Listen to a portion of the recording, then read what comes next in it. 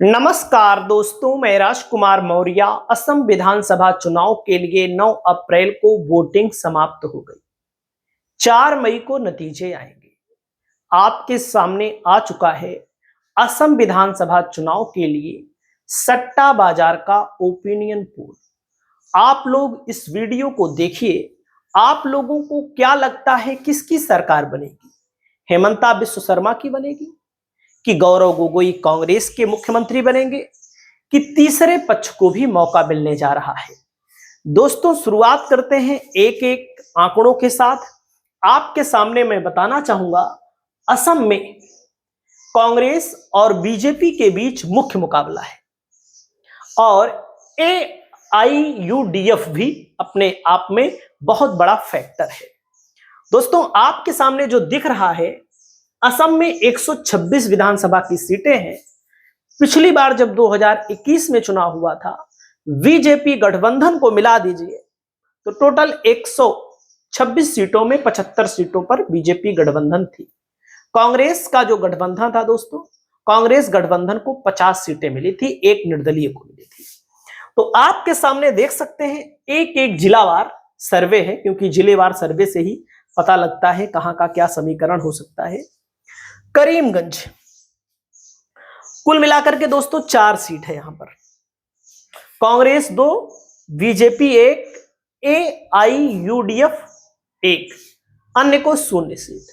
यानी कि आप लोग देख सकते हैं, आपके सामने जो आंकड़ा दिख रहा है कि करीमगंज में बीजेपी को प्लस है, सॉरी कांग्रेस को प्लस है, बीजेपी को मात्र 1 सीट, एआईयूडीएफ को 1 सीट यहां मिलने की संभावना है। दोस्तों, अगला जिला आता है आपके सामने कोकराझार। कोकराझार में जो सीटें हैं 5, कांग्रेस को 3 मिलने की संभावना है, बीजेपी को 2, एआईयूडीएफ को 0 सीट, अन्य को भी 0 सीट मिल रही है। दोस्तों, अगला नंबर आता है आपके सामने धुबरी में 5 विधानसभा की सीटें हैं। कांग्रेस के खाते में 3, बीजेपी के खाते में 1, एआईयूडीएफ के खाते में 1 सीट जाने की संभावना है। वहीं पर दोस्तों अगला जिला आता है आपके सामने दक्षिण सलमारा। यहां पर 1 सीट है, यह 1 सीट कांग्रेस के खाते में जाती हुई बताई जा रही है। वहीं पर दोस्तों अगला जिला आता है गोआलपारा। 4 विधानसभा की सीटें हैं, कांग्रेस को 2, बीजेपी को 2, यानी कि गोवालपारा में बराबर की लड़ाई कांग्रेस और बीजेपी को है, अन्य को 0 सीटें मिलने की संभावना है। अगला है बोंगाई गांव में दोस्तों 3 विधानसभा की सीटें हैं, कांग्रेस को 2, बीजेपी को यहां पर 1 सीट मिलने की संभावना है। कांग्रेस को 2, बीजेपी को यहां पर 1 सीट मिलने की संभावना है। दोस्तों, अगला जिला आता है, अगले जिले की ओर अगर आप बढ़ेंगे, चिरांग में 2 सीट है, एक भाजपा को और एक कांग्रेस को मिलने की संभावनाएं बताई जा रही है। दोस्तों, अगला नंबर आता है बजाली में 2 सीट है, एक बीजेपी को और एक एआईयूडीएफ को मिलने की संभावना है। कांग्रेस का खाता यहां नहीं खुल रहा है। दोस्तों, अगला जिला आता है असम की 126 में से 4 सीटें आती है बारपेटा विधानसभा जिला से, 2 कांग्रेस को, 2 एआईयूडीएफ को, मतलब कि यहां पर बीजेपी के लिए कोई चांस नहीं बताया जा रहा है। अगला जिला आता है आपके सामने दोस्तों कामरूप मेट्रो में। कुल मिलाकर के 5 सीटें हैं, 2 कांग्रेस के खाते में, 3 बीजेपी के खाते में, मतलब 2 और 3 का यहां पर मार्जिन रहने वाला है, बीजेपी आगे। अगला जिला आता है दोस्तों कामरूप में, 6 सीट है, कांग्रेस को 2, बीजेपी को 4 सीट मिलने की संभावनाएं हैं। अगला नंबर आता है नलबाड़ी में, 3 सीट है, कांग्रेस को 2, बीजेपी को 1 सीट मिलने की संभावना है।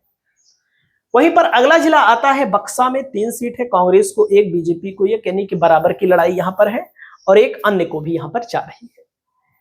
वहीं पर अगला जिला आता है दरांग में, 4 सीट है, कांग्रेस को 3, बीजेपी को 1, कांग्रेस यहां पर आगे है। अगला नंबर आता है दोस्तों आपके सामने कछार में, 7 सीट है, कांग्रेस को 3, बीजेपी को 3, एआईयूडीएफ को 1 सीट, बराबर का मामला यहां कांग्रेस और बीजेपी के बीच, मतलब अनुमान है। अगला नंबर है दोस्तों हैलाकांडी में, 3 सीट है, कांग्रेस को 0, बीजेपी को 1, एआईयूडीएफ को 2 सीट। यहां पर एआईयूडीएफ आगे है, कांग्रेस 0 है। दोस्तों अगला जिला आता है तिनसुकिया में 5 सीट है, कांग्रेस को 2, बीजेपी को 3 सीट मिलने की संभावना है। और तिनसुकिया के बाद डिब्रूगढ़ में 7 सीट है, 2 सीट कांग्रेस के खाते में, 5 सीट भाजपा के खाते में, यानी कि भाजपा डिब्रूगढ़ में आगे है, भारतीय जनता पार्टी की स्थिति मजबूत है। दोस्तों अगला जिला आता है आपके दीमा हसाओं में 1 सीट है, कांग्रेस को 0, बीजेपी को 1 सीट दीमा हसाओं में। अगला जिला आता है आंगलोंग कार्बी में दोस्तों 4 सीट है, 2 बीजेपी को, 2 कांग्रेस को मिलने की संभावनाएं दिखाई दे रही, बराबर का मामला है। दोस्तों अगला नंबर आता है उदलगुड़ी में 3 सीट है, कांग्रेस को 2, बीजेपी को 1। उदलगुड़ी में कांग्रेस और बीजेपी यहां पर कहीं ना कहीं टकराहट में दिख रहे हैं। सोनितपुर में दोस्तों, सोनितपुर में 6 सीट है, कांग्रेस को 2, बीजेपी को 4। सोनितपुर में कांग्रेस प्लस है, बीजेपी को और ज्यादा प्लस है। विश्वनाथ में 2 सीट है, 1-1 सीट कांग्रेस और बीजेपी के खाते में आने की संभावना है। दोस्तों मोरी गांव में कांग्रेस को 2, बीजेपी को 1 सीट मिलने की संभावना है मोरी गांव में। अगला नंबर आता है नगांव में 8 सीट है, कांग्रेस को 5, बीजेपी को 2, एआईयूडीएफ को 1 सीट मिलने की संभावना है। अगला नंबर होजाई में 3 सीट है, कांग्रेस को 1, बीजेपी को 2, बीजेपी 2 सीटों पर, एआईयूडीएफ को 0। अगला नंबर आता है दोस्तों गोलाघाट में 5 सीट है, कांग्रेस को 2, बीजेपी को 3 सीट मिलने की संभावनाएं है। अगला नंबर आता है जोरहाट में दोस्तों, जोरहाट में 4 सीट है, कांग्रेस को 3, बीजेपी को 1 सीट मिलने की संभावनाएं हैं। अगला शिवसागर में 4 सीटें हैं दोस्तों, 3 पर कांग्रेस, 1 पर बीजेपी। शिवसागर में कांग्रेस का पलड़ा भारी है, कांग्रेस आगे है, बीजेपी पीछे है। अगला जिला आता है आपके सामने चराई देव में 2 सीट है, 1 बीजेपी के खाते में, 1 कांग्रेस के खाते में, बराबर की लड़ाई यहां पर है। अगला नंबर आता है लखीमपुर में 4 सीट है, कांग्रेस को 2, बीजेपी को 2 सीट मिलने की संभावना है। माजुली में 1 सीट है, यह 1 सीट दोस्तों बीजेपी के खाते में जा रही है, माजुली विधानसभा। दोस्तों अगला नंबर आता है 126 में 126 सीटों का। अगर आप देखेंगे धेमाजी में 2 सीटें हैं, 1 कांग्रेस और 1 बीजेपी, यानी कि बराबर की टक्कर है हेमंता बिस्व शर्मा और गौरव गोगोई में। और दोस्तों यहां पर टोटल अगर आप देखेंगे तो 126 सीटों में कांग्रेस को 60 सीट मिलने की संभावना है, बीजेपी को 55 सीट मिलने की संभावना है, एआईयूडीएफ को 10 सीट, यानी कि यहां पर कुल मिलाकर के मामला फंस भी सकता है। और बीजेपी की जीत की जिम्मेदारी हेमंता बिस्व शर्मा पर है। और बीजेपी में जो हेमंता बिस्व शर्मा हैं, ये कांग्रेस से आए हुए लीडर हैं जो अपने बयानों के लिए जाने जाते हैं। इनकी हालात कहीं ना कहीं पतली है, 75 से 55 सीटों पर आ रहे हैं और कांग्रेस 50 से 60 सीटों पर जा रही है, कांग्रेस को बढ़त है। तो दोस्तों आपको क्या लगता है कमेंट करके बताइएगा। असली हकीकत तो भाई निकल कर आएगी 4 मई को, ईवीएम में वोट कैद हो चुका है। नमस्कार।